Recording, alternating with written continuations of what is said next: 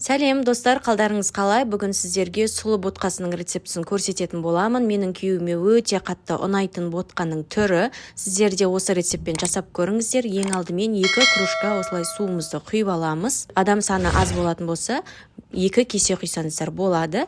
Одан кейін шым-шым тұз және 2 ас қасық қант саламыз. Кружкамызды толтырмай, сұлымызды осылай ыдысқа салып аламыз. Мен міндетті түрде жуамын.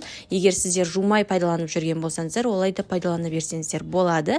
Мен өзім 3 қайтара осылай жуып шығамын. Және сіздер пайдаланатын кезде 2 кесе су құясыздар және 1 кесе осы сұлы ботқасын саласыздар. Салқын суымызға осылай бірінші газдың астын қатты отқа қойып қайнатып аласыздар. Міндетті түрде қасында тұрып араластырыңыздар, өйткені ол тасып кетеді.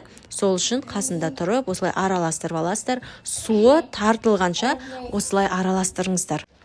Біздің суымыз қайнағаннан кейін газдың астын орташа отқа қоямыз. 6-ға қоясыздар ма, мүмкін 4-ке қоясыздар ма, өздеріңіз білесіздер. Міндетті түрде ақырын отқа қойып қоясыздар және араластырып тұрасыздар. Құрметті достар, егер де менің каналыма тіркелмеген болсаңыздар, міндетті түрде тіркеліп алыңыздар.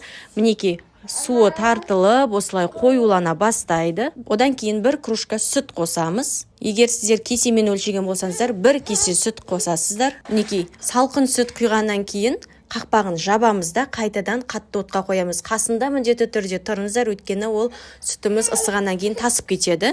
Барлығын осылай араластырып отырып пісіріп аласыздар. 7 минуттай пісіреміз. Мінекей біздің ботқамыз уже қоюлана бастады. Қоюланғаннан кейін үстіне сары май салып, барлығын жақсылап араластырып аламыз. Өте күшті болып піседі.